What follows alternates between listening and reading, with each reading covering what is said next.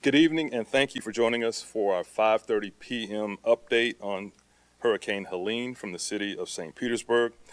I'm Mayor Ken Welch, and I'm joined by our Emergency Management Manager, Amber Bolding. Hurricane Helene is currently passing the Tampa Bay area as a Category 3 storm. Throughout the evening, we'll continue to see this storm's intensity and its impacts as it moves past our area. Remember, it's not over yet. We're still anticipating unprecedented levels of storm surge between 5 and 8 feet. Right now, we're expecting the highest level of storm surge to peak around midnight. We've also begun to receive calls about high water rescues. Please remember, our first responders will conduct search and rescue missions as conditions permit. As we continue to feel the impacts from Helene, I want to stress, please stay off the roads. This is for your own safety. There could be live power lines and other debris in flood waters. Remember, it is never safe to walk or drive through flood waters. Please also do not go sightseeing. Seeing the storm damage is not more important than your life. We've limited access to two of our hardest hit neighborhoods, Shore Acres and Snell Isle. Only residents will be allowed access into those neighborhoods at this time. City officials will begin the debris clearing process as soon as it's safe to do so. Tomorrow, once the storm passes our area, we'll begin to shift into recovery operations.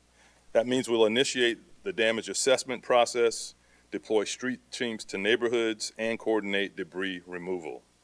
Throughout the recovery process, we'll provide you with ongoing updates. Now, there is another important development that I also want to make residents aware of. Because of the historic level of potential storm surge, there is a possibility that our Northeast Water Reclamation Facility may need to be taken offline. If that occurs, that will mean that some residents will not be able, for a short time, to take showers, to do laundry, or to flush toilets. If the storm surge rises above 7 feet at that facility, which is an unprecedented amount of storm surge, we'll have to make a decision to turn the plant off to ensure we can resume water service after the storm. This will ensure that we are able to quickly repair the facility if it experiences extensive flood damage. Now, it could take a minimum of 48 hours to resume plant operations after it's turned off. Now, we realize this is a challenging time for all of us, and please be assured that this is not a decision that we take lightly. This is the only treatment plant that we anticipate may be impacted by storm surge. Now, we're hoping that it doesn't come to this, but we want residents to be prepared for all possibilities. We'll continue to monitor the impacts from the storm and provide updates as they are available. In closing, once again, please shelter in place and stay until after the storm completely passes. As we continue to respond to the storm and prepare for recovery, we remain in constant communication with our federal and state partners and thank them for their support during this time. For ongoing updates, please monitor local news, the National Weather Service, disaster.pinellas.gov, and social media. Thank you. I'll now turn it over to Yolanda for a Spanish translation.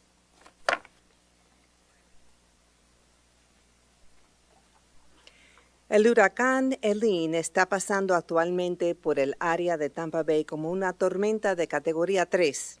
Recuerde, todavía no ha terminado. Anticipamos niveles sin precedentes de marejada ciclónica entre 5 y 8 pies. En este momento esperamos que el agua siga subiendo hasta medianoche. Si se encuentra en una zona inundada, haga todo lo posible por llegar a un terreno más alto hasta que pase la tormenta. Mientras seguimos sintiendo los efectos de Helene, insistimos en que no manejen por las calles, por favor, para su propia seguridad. Hemos limitado el acceso a 2 de nuestros barrios más afectados, Shore Acres y Snell Isle. Solo las personas que viven allí se les permitirá acceso. Hay otro anuncio muy importante. Debido al nivel histórico de inundaciones, existe la posibilidad de que nuestra planta de agua del noreste deje de funcionar. Si una instalación pierde operaciones como esta, eso significa que algunos residentes no podrán ducharse, lavar ropa o descargar. Si la marea sube a más de 7 pies en esa planta, tendremos que tomar la decisión de apagar la planta para asegurarnos de que podamos continuar con el servicio de agua después de la tormenta. Esperamos que no llegue a eso, pero queremos que los residentes estén preparados para todas las posibilidades. Seguiremos vigilando los efectos de la tormenta y ofreceremos información en cuanto lo más pronto disponible. Thank you, Yolanda. Amber? Thank you, Mayor. Category 3 Hurricane Helene is now passing Tampa Bay at about 120 miles to our west. This morning we talked about the worst of the surge coming once that eye of that storm reaches the Tampa Bay level and starts to move north. We're going to see those winds start to shift onshore, and that's what we're going to see. We've already seen the rise in the tide and the storm surge throughout the day. Unfortunately, it's not the worst of it. We're starting to see that rise come now that the onshore winds have shifted. To give you an idea, we're currently around 2.5, not quite 3 feet of storm surge. We're still expecting 5 to 8 feet of storm surge, some models showing the higher end of that. We don't say that to scare you or panic you if you're still at home and you didn't evacuate in one of these areas. We want you to prepare for it. And we want to, it's so important that you shelter in place. Now's not the time to panic and attempt to leave. It is not safe to go out in storm water. It's time to shelter in place and come up with a plan for your family over the next few hours. We're expected to see that peak surge sometime around midnight. Use the time now to come up with that plan. So to reiterate this morning, make sure your power is secured by flipping that main breaker. Shut off the gas if you're able to. Go to a higher floor if you have one in your house. If not, bed, countertop, tabletop, find a higher area that you and your family can get on to get out of the flood water. After the surge peaks sometime around midnight, it's going to be slow to recede. We don't expect roads to be passable until late Friday morning, possibly early afternoon. That's also a note for the folks that did evacuate your homes. I know you're anxious to get back to your homes as soon as possible to check on them. Roads are going to be dangerous at daylight in the morning, so please wait until you get the all clear that roads will be passable for you. In an emergency, you can always call 911. We're here. We have high water teams staged around the city. However, there are conditions that don't allow us to go out in high water, even with the high water rescue vehicles. We've been talking about surge. Wind is a very big issue out there. Our winds have continued to strengthen. We expect them to continue to strengthen as Hurricane Helene passes us closely. The highest winds will probably be around 6 to 8 p.m. before we start seeing them slowly taper back off. So it's not safe out there. We want you to make sure that if you did evacuate, you're not out, you're not joyriding. It's incredibly dangerous on the streets. Please stay inside until we start seeing those winds recede. So please continue to monitor communications, monitor city socials as always, stay tuned to your local media, the radio, get those updates, stay informed, stay safe. Again, now's not the time to panic, it's time to make responsible decisions. Thank you. Thank you, Amber. And that will conclude our update. Are there any questions? Hi, Mayor. I asked about the water systems this morning, and everything was running fine. So what happened between this morning and today that now the facility in Northeast St. Pete might have to be taken off? Well, I'll let Claude explain it, but my understanding is this potential has always been there since the plant was built, I believe in the 1950s. It's the level of potential storm surge that is really changed. And I think this has only happened one time, I think Claude said in 1985. But that potential has always been there with the plant, so nothing has really changed except for the amount of storm surge that we're expecting. So I'll let Claude talk about it a little bit more. So as this storm has progressed, we continue to get updates and projections of what may or may not happen. As we get closer to seeing what the actual surge may be, we are realizing that it is possible that the surge may be high enough that we, in order to protect the plant and have it be able to operate after the storm, that we will need to go ahead and shut it down during the storm to protect it. And that process takes a while. Shutting down a plant isn't just like flipping off a switch at a light switch. It takes time. We have to have our staff go out and safely shut down the electronics. And then the staff will leave the plant site to protect themselves.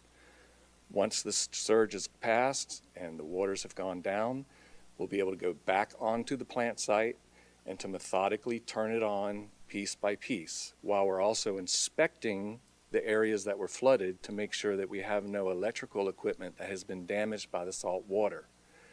If that electrical equipment has been damaged by salt water, we'll have to repair it before we can safely turn the plant on.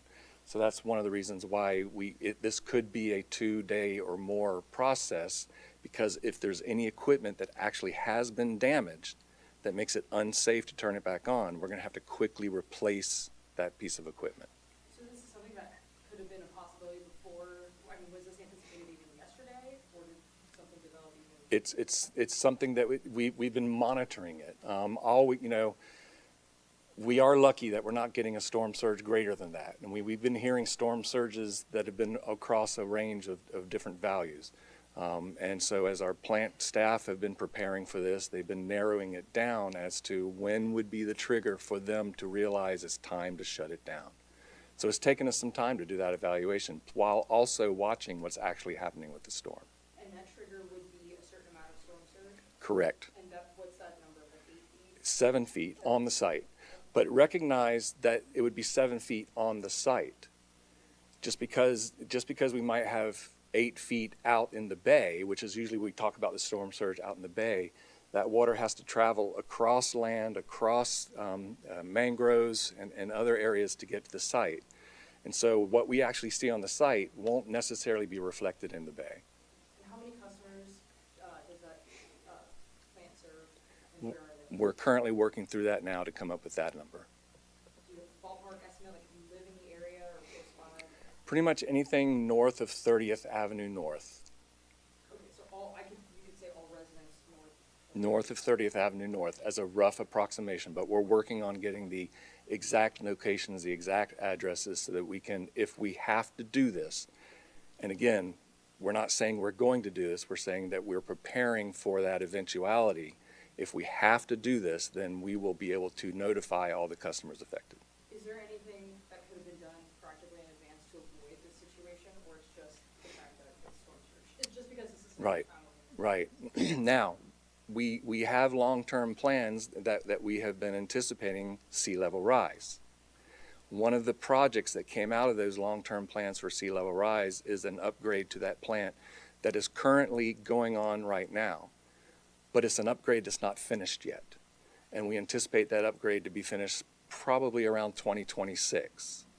And that upgrade would have given us more leeway in a situation like this. I don't have the exact number for you, but it was meant to help prepare this plant for greater storm surge because of sea level rise. And these adjustments, like if it was, today was 2026 and you got 7 foot, you would be okay? We believe we would, but I'm not going to promise that, but we believe we would, because we're making some significant upgrades to our electrical system.